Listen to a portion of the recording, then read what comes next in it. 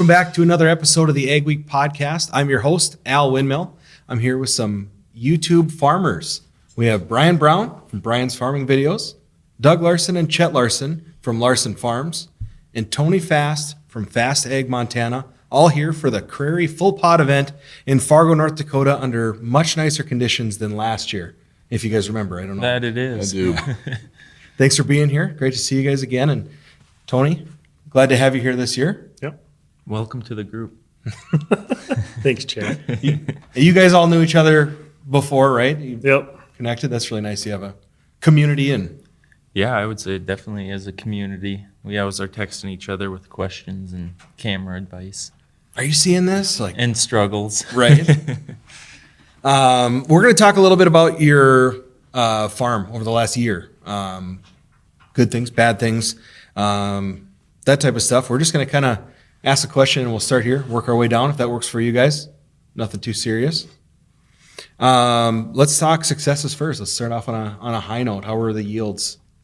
Well, you're in Ohio, Southern Ohio, correct? Yep. Okay. So in our area, if you would ask, I don't know, pretty much any other farmer from Ohio, 9 out of 10 of them are going to say they had a record year. Our particular area, there's like a 10, 15-mile square where we had below average rainfall. And going into the year, I assumed we were going to be like 50 bushel off from the previous year. And when it all was said and done on corn, we were like between 2 and 5 bushel, somewhere in there. Like we just finished a week ago. Okay. But between 2 and 5 bushel off from last year, and that was with 9 inches of rain from April through October. So for us in our area, that was shocking. And you were just in that little pocket of Yep. not being lucky. Our beans were terrible, though. They were 20 bushel off from our average last year. But our corn, just the way that the rains fell was more favorable for corn. We had a cooler season when we needed it, and I guess just the genetics in the corn really helped pull it through. Perfect. Larson Farms, how about you guys? I think West Central Minnesota, is that what we say? Yes. Yep.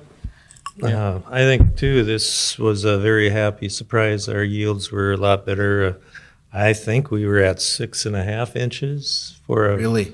And then Right. once we wanted to start harvest, it rained another 6.5 inches, Yeah. all in like 2 weeks. Wow. So that made harvest fun. But I would say if you would have asked us this early summer, we were really expecting it to be a well Not great. below average yields, and it was like it rained all summer long.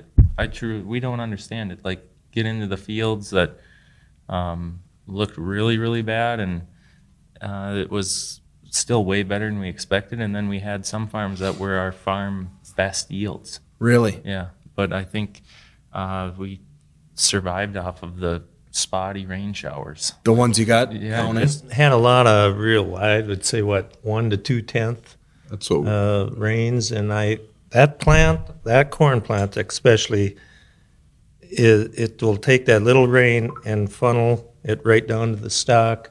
You can walk out in your cornfield the day after a 10th of rain. It's bone dry, but right around the root, all It all that went there. goes right to the root. And I don't know what else it could be. It's kind of Submoisture.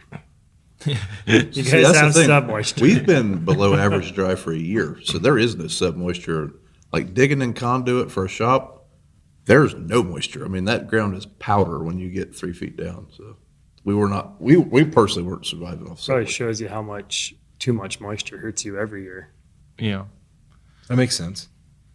That I think it's genetics. Is that a big thing? I Is think it- it has to be. I mean, it was rolling up like pineapples in a lot of the fields, and definitely in compaction zones or Yep. and hilltops were rolling up really bad. And it's like, oh, this is not going to be good. And yeah, going through the field harvesting it, you could tell where it looked tough, but it still was 170 bushel corn in those spots. And then you hit the low spot where it's, well over 200, and you're ending up with 200 field averages. And It's hard to complain about that after a dry summer. no, it was You guys probably don't have a lot of tree lines, do you? not too many. Like as far as like a sustained tree line. So this year we could tell exactly where the roots ended because they were just sucking the moisture right out of the field. I mean, you could see. Really? Oh yeah, it's been a great year to have a really deep ripper just to Yeah. clip all this. Take your Crary tile plow and rip along the sides of them. That's got to make it nice for future dry years. You can breathe a little easier knowing that should be okay with less I would moisture than definitely you'd like. agree with that. I don't know. I did have some guy, I shouldn't even repeat it maybe, but they said it was because of all of your forest fires up north The smoke. that took had the that sun something out. to do with. Oh, That was feeding in the Canada. plants. You can't blame me for that. Let's talk about Northeast Montana. How were your crops this year? Hit or miss. Third year of a drought for us, and peas, a lot like soybeans. If they get the rain at the right time when they're flowering, they'll set a lot of pods. So our peas were really good, and our late spring we caught some showers, but just a lot of single-digit yields, hit or miss, and 3 miles could have been 30 bushel difference for us. So not horrible, but not average yet either. Interesting. So So what would be horrible? last 2 That- years. That sounds horrible to us. Yeah, you said single digits. We're, Not we're horrible. shooting for 40 bushel average kind of across the board, 30 bushel on canola and 40 bushel on wheat and peas and stuff. So I don't know. We were still below average. Another get all your crop insurance stuff together. You're sit down with the adjuster for a day. So, but no, I mean, thank goodness for crop insurance to carry us through. Right. But How about misses, Brian? What could have been better for you besides Mother Nature doing her part? As far as like farming practices? Yeah, anything on the farm. Hybrid selection this year we noticed was huge. So we met with a couple seed salesmen and we're kind of going over things. This was just yesterday, and like we had some ground that just it historically is not really good, and I did not expect it to be good this year. And we planted a hybrid that was really suitable to that soil, and it was our second highest averaging field for the year. So I think that is something we probably missed on a lot of places was just hybrid selection. That said, it's easier said than done. Like I told that guy, when it rains 3 inches on this farm and you get the corn for this field, but it didn't rain over here, you're still going to go plant. So I don't know, that's probably missed a little bit, but it's kind of like, what do you do? Right. I guess we could vacuum it out, but we're grain farmers. We're not going to do that. Right. That's a lot of effort. Yeah, we're not livestock farmers. Doug and Chet, what did you guys feel is the biggest miss? I wouldn't say we had. We did have some soybean variety issues with just Okay. high pH, and the lack of rain made the high pH just terrible. So we decided it was a good idea to go out and interseed a earlier day soybean out there, which then totally screwed harvest up because they didn't mature and we didn't get a frost. Yeah, I've never seen a soybean do what they did this year. It was just We really struggled with our soybean crop this year. As far one of as- our better farms, and it turned as bad as worse than the worst farm that we've ever had. Just ate itself up. It just was. Wow. Have we to see were it to back believe it. in there 4 different times trying to combine it, and finally it's like it's time to switch to corn and soybeans, and it was going to start raining, which ended up to be a swamp. And I'm glad we got the beans out when we did, but it was very ugly those last spots we went through, but we got her done. Just a lot of butter beans in them, or A lot of pods, a lot of green, what we call bloopers, big beans, swelled up beans. It didn't feel very good. Yeah, it was just. I don't know if it would have even if we would have had a killing frost. I don't know if it would have even Because not killed only our was plants. it the interseeded beans that were green, it was just the retarded soybeans from being just destroyed by that high pH, and then they don't, I don't know, mature like they're supposed Yeah, to. they're They stay just- green into the frost. So Wow.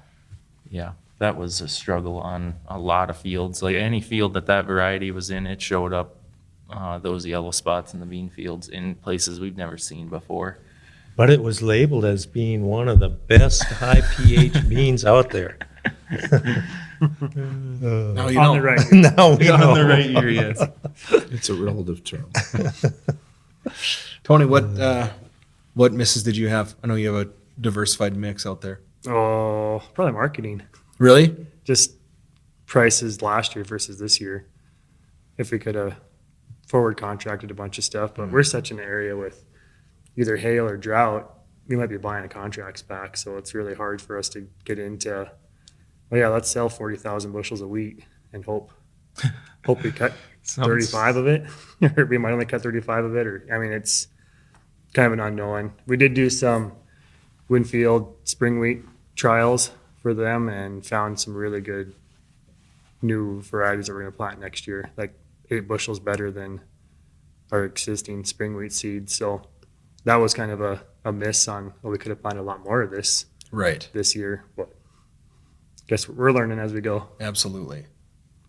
Well, with those hits and misses, what are you guys planning to change for 2024? So we are, I guess this would have been the misses, but we're changing up our fertilizer program a little bit, adding a little bit of ammonium sulfate, changing up our hybrid selection. And this year we switched to soil testing every acre on a half-acre grid. Okay. So I'm kind of curious to see how that helps us manage those acres. I mean, Make a better plan. Yep, a little bit finer as far as our variable rating maps. Yep. So curious to see how that goes. Are you part of the CSP program for that, or? No, it was quite the opposite. We had to pay a lot. Well, you still have to do that. So are you talking about through like soil and water? In our CS program. Yeah. So we got ours. That's a conservation steward program, right? Yep. I don't think we have a soil testing thing for that. At least if we do, I don't know about it. Well, we got involved in that on a portion of it. And Time will tell. Yeah, we're gonna see what that's all about. It's interesting. We looked into that kind of when that became popular, and like anything, when it's new, they don't have it quite figured out. Now it seems like they maybe have it dialed in and know the science behind variable rate, and not to mine out the areas, but yet can cut back. So that was interesting to see, but it is also a headache for us because we don't have a spreader that variable rates, or one bin spreader rather than a 2 or 3 bin spreader. Although for extra added price, you can have a 2-bin spreader. You have whatever you want. You have enough money for it. Larson Farms, what changes do you see on the horizon? All international, right? Oh, I don't know about that. I would say it's a little too early to know what, if anything's changing. I would imagine we'll be Not doing those the same high thing. pH soybeans again, though. Well, that's not, no. Big red X on that. Yeah, and that, could have been, they have been in our area. We've never grown them before, but I guess they were, would have been 2 seasons ago. There were a few of them in the area, and they did amazing. They were the top yielding beans this year. I think it was just due to how dry it was. Those salts came up, and they didn't like that. Yeah. High expectation, low. Yep. Oh, yeah. No, I think the only thing that I think we're changing is a few more acres of black beans again, and Yeah, that we are doing. We're Okay. maybe corn on corn, more corn on corn, right or wrong. That but- kind of to mix the black bean into the rotation becomes more corn on corn acres, because you go corn, black beans, corn, black beans, rather than putting soybeans out there, because you cannot raise black beans after soybeans, because you cannot kill the volunteer soybeans in them, and that is an allergen. So Okay. that's the point Interesting. of that rotation, I guess. Is there also an issue with like root rot or ascochyta like we deal with peas? Could you raise black beans on black beans?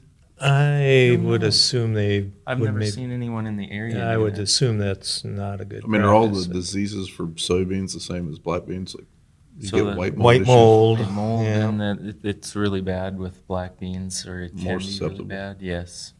That was my original concern before we started with them, because we have a pretty good soybean yield, and last thing I wanted to do is bring white mold into something that was working pretty good for us. But so far so good. I mean, It's more management crop.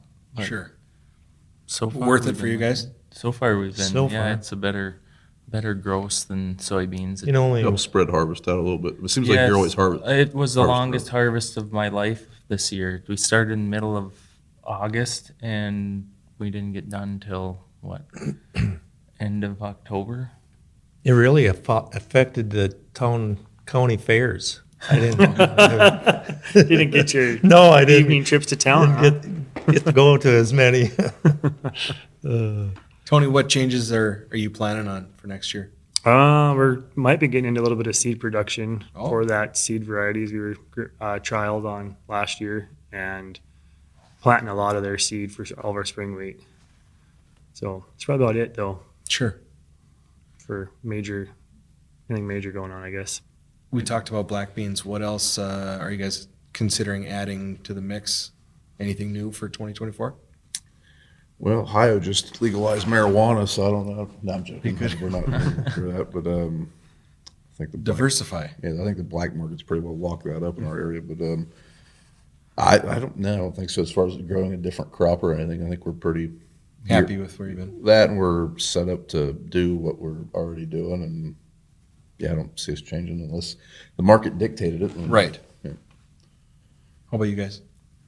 I think other than no new crops coming in, unless you've got different. If I plans. have, I You have could forgotten start what sugar it was. beets. 1,000 acres Get of into the pumpkins. sugar beets. Yeah. No. Tony, No. what do you think? We're taking some alfalfa out, putting it back into rotation. Okay. Wheat, peas, whatever, canola. So Easier to manage or better for the books? more lake time. Right. Not having to be there when the conditions are perfect. Yeah, a little more sleep. Right. Baling alfalfa at night. Never know how long or if you'll get to. So you're totally ending the alfalfa, or just cutting back some? we got, I don't know, 700 acres and probably taking at least 300 acres of it out this year, and gonna just at least let some ranchers hay it Okay. till it's died out. The first stuff we planted the first year is getting pretty thin, and weeds are starting to creep back into it. So How many years is cutting is that? we planted that in 18, so we got Wow. five crops off of it. And that's with 3 years of drought. Through a lot of bad drought. So like the 2019 was really wet. We got like 3 cuttings off of parts of it, which is really rare for us. We're usually a 1 cut dry land, and so that was some of that was just to keep like swathing between black windrows because it kept raining. Let's go make swath it so we can roll that windrow onto something short, so we're not pulling a bunch of green into the baler. But yeah, it's dying out. It's done. But yeah, if it probably had average years, we probably could go get another 2 crops out of it in our area. It's Roundup ready, but it's just getting to be where by July in thinner spots, it's weedy again. So the plan was to try and get rid of some weeds with Roundup ready alfalfa, and now it's doing the opposite. So it's time to get rid of it. You mean round up the grass killer? That still works really good in our area. We don't have Really? all the nasty weeds you It have. only Really? controls grass in our area. Yeah, that's literally That is really the only big. reason we spray it. Yeah, Yeah, no, it smokes everything for us yet. You guys got the evil Roundup. I'll send some water. We got down the- to No, these you with. don't. I don't. They actually found it in our county next to us. Oh boy, So, it's moving in. you know, Wait till that gets in your wheat fields. Although I think in wheat we'll have no problem killing it because Yeah. there's so many husky or some of these other broadleaf sprays we should be fine with. But I don't know. We'll see. Did you guys have any issues with equipment breakdowns or not doing what you needed to do or labor help? Either of those things come up? Well, Funny you should ask. so well, we just opened a can of worms for a lot of conversation. first day of harvest really wasn't a full day of harvest. It was one evening we took the combine down, loaded 3 trucks, made sure everything worked. Second day, there's a pretty aggressive premium at a local ethanol plant, and we're harvesting kind of early, and we're trucking grain an hour away to this ethanol plant, and 5 o'clock rolls around, and I pull in. I can hear on the radio Dad saying, "Hey, we're going to so-and-so is going to take a truck up to our grain bins and dump it so we can keep rolling. We're trying to finish a 70-acre field up." I can hear that on the radio. It's like 20 miles out. I'm like, perfect. So I get there, and that truck's still not back, and it takes 10 minutes to dump a truck, and we are a mile from our grain bins. That's weird. Wonder what he's doing. So I take a loaded truck up to our grain bins, and about the time I'm pulling out, my brother texts and says, "Hey, the hired guy just quit." He pulled truck up there, parked it, and went home. Perfect. Wow. Second day of harvest. Yep. Second day of harvest, his third season, said he couldn't handle the hours and he quit at 5 o'clock. Anyways, we're not going to dwell on that. So we're going to get over to the next part. About a minute later, final drive had worked loose on the combine and the duals fell off of it. That was the second day of harvest. Fell off. Yeah. You make it seem like that's just a normal thing. No, that was pretty unnormal. That was. Was it the ladder side? Where No, it was the other side. Oh, you're lucky. Yeah, we didn't buy a ladder. He caught it before it actually fell completely off, but it's definitely sitting there crooked. Wow. And I was thinking, wow, second day. Glean her down. We still got like 40 days of this. This is going to be great. Now, luckily, we never had a major malfunction after that, but You got it all out of the way. yeah, right we up did front. it early. Did it early. How about Larson Farms? Everything smooth sailing for you guys? Well, as far as hired guys, we tried something new, which I was very skeptical, very scared of doing. It's I put an ad out on Instagram to hire people because we had one guy retire. I missed On your that Larson. ad. It was up for 2 hours. Oh. So if So on your that, Larson Farms Instagram page. yeah, Okay. yeah. So I was going for, well, let's just say in 2 hours I had like 40 or 50 people that Wow. responded back, and I'm like, I got to take this down before this gets out of control. And I did end up hiring 5 people, and I just kept hiring them because as I'd hire them, one of them would quit or back out, and I'm like, oh, this is what I figured. They say yes, and then the closer you get to it, something happens, or they take a different job or whatever.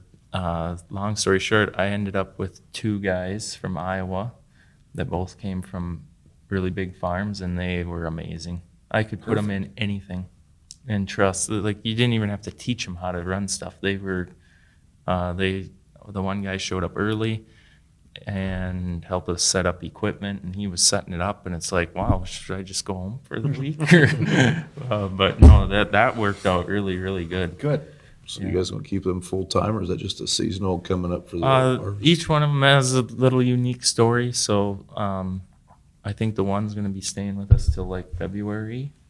He's going back to his family farm, and the other one has a job, but his boss got married and took a couple-month honeymoon, I guess. So He was going to evidently test out his marriage right off the bat with a 2-month honeymoon. That would test it, I would think. So he was them. told that he can keep working, and it's a truck shop, from my understanding, or he can do whatever he wants. And he emailed me. Actually, he didn't even see my Instagram post. He just emailed me, and after so many people backed out, I'm like, I really don't want to go down the Instagram post again. And he emailed me, and at first I was doing it like the professional way, like I want references and this, because you don't know what you're going to get from states away. And this guy emailed me, and I said, "Do you drive truck?" "Yep." "And I can drive grain cart." And I said, "All right, when can you be here?" Because at that point we were getting really close, and we had one guy still, and so it worked out good. They were amazing workers, and they're both coming to my wedding. So not only was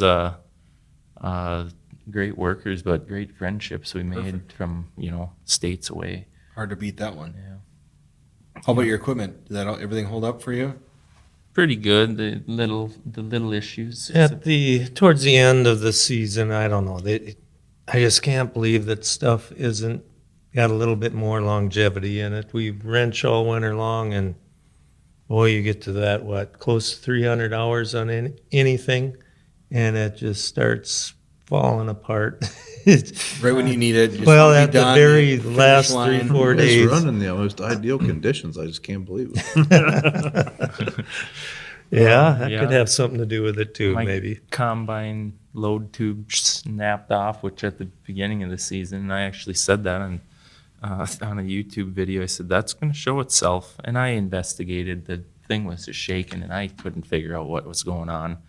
Well, here, I think the bottom of the load tube gear was breaking off and ended up twisting off and causing a whole bunch of other misfortunate events downstream of that. And then a pry bar got left in the grain tank while we were fixing the load tube. Who left the pry bar? You know, me and Chris were the two Equally. that were in there, and we both knew it was up there, and neither one of us grabbed it. And I think there was so much corn in there because it tried to put corn in there, and then it broke. And then it was such a little bit, I just drove back to the farm, get tools, and the pry bar must have got stepped down into the corn. The weird thing that I don't understand about it is I unloaded that combine like 3 or 4 times before it actually made its way to the spot that caused a lot of issues. But we did send her right through the whole unload system successfully. Came out in a 14-inch round circle. That's impressive for hardened steel. It was very concerning, the sounds that it made going out. But at that point, it's already in there so far that what do you do?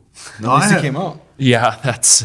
I have it on good authority from the internet comments that John Deere equipment doesn't break down. Do you mean to tell me it does? Oh, my favorite thing is to say is pick which color junk you want to run and get in and start driving it, because it all breaks down. It all breaks down, except your stuff. Well, until you get a raccoon in your radiator. Yeah, I've I've seen seen that. 3 of them. There's 3 young ones in that deal. Took 1 blade off and did not wreck the radiator. Drove 4 hours into Canada to find a fan. And 12 hours we were going again. What did that sound like? I never heard it. I started the combine up. It got rained out, and they were parked by the shed. And Dad and Tim were standing in the door of the shed, and kind of like turned their head when I started the combine. I'm like, uh-oh, I know what that was. So now when we check oil, we make sure there's no raccoons in the fan. They said now that radiator for that combine is like $7,500. So it's like $10,000 if you plus the shop time if you have the shop do it to get you going again. How bad was the fan? Well, it took 1 blade off, but it shook enough where you could feel it shaking when the fan wound up because it's hydraulic. So we would start it up, drive a little ways, shut it off. Start it up. I got all the header stuff unhooked, set the header down, shut it off. I drove in the shed finally to work on it. So Did you think about taking the other blade off? It's all kind of hard to get in there. Yeah. I was trying to find Neither- blades that neither we could can. put on, but they're like, there's these little pieces of tin riveted on randomly to balance them. Like it's like a 20 blade fan in Wow. there. So So when I got our combine out of storage to get it ready for a harvest, I didn't have any in the radiator, but I had a whole family of them in the grain tank. And I I showed it on YouTube. auger out and button on, right? No. I showed it on YouTube, and then I politely, gently set them onto the ground. Right. Yeah. Politely. Yeah. One ran Very down. gently. 2 of them ran off the combine, and one of them we couldn't find. And when I was driving it to take the header off, it like ran into the header. So of course I just started the machine up, and we caught that one at least. A bunch of them things attacked me. They seen the grain cart at the headlands and ran towards the combine, and let's just say the combine won. They actually ran into the Yep, combine. right in, jumped in the head inside. That's impressive. So last year I hit a deer with a corn head, and that was the first experience I've ever had with that. And I'm just going along, and all of a sudden the header stalls out. Oh. And I'm like, we've had issues with that header, and I start saying some words, and I just assume that the slip clutches are just slipping, and then I look down, and there's a deer head right in the row unit. I was like, we better reverse that out. That's why it stopped. Oh, wow. Yeah, one more for you guys. What do you think needs to be addressed on your farm, and what's something that could make things much better for you? We're perfect. Perfect. Everything's perfect. Fewer raccoons and deer. Yeah. There's probably a lot of things, but there are a lot of things. I don't mean to like bring up these like deep, dark Yeah, you just things and make you really. He's gonna start crying. I know, this is Look too what much. you did. Sorry, buddy. we could definitely be a little bit more up to date on maintenance. We just finished building a new farm shop and kind of looking forward to maybe making things a little bit more up to date on that kind of stuff. Having room to do it. Yeah. on So the before elements. everything was in a 36 by 36 shop, and it's just completely full. And it's just really hard to motivate yourself to want to go wrench on equipment when it's 12 degrees outside. And now we've got a nice heated building to do that in. It's a lot easier to convince yourself to want to go do that. So Perfect. yeah. How about Larson Farms? I'll let you. I'm curious to know what your opinion is.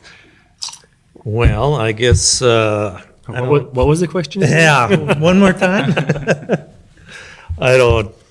We've always toyed around talking about a fertilizer warehouse or something on the farm. But that is, I don't know, we question ourselves when things aren't going good with the fertility side of things that we have done or are doing.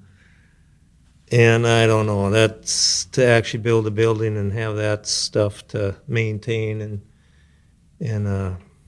We get to trade skid loaders more often when it's all rusted apart. that would be a pretty big step to take, but and that would grow into maybe trucking corn down to Savage and hauling fertilizer back, which is that's a 150-mile trip one way.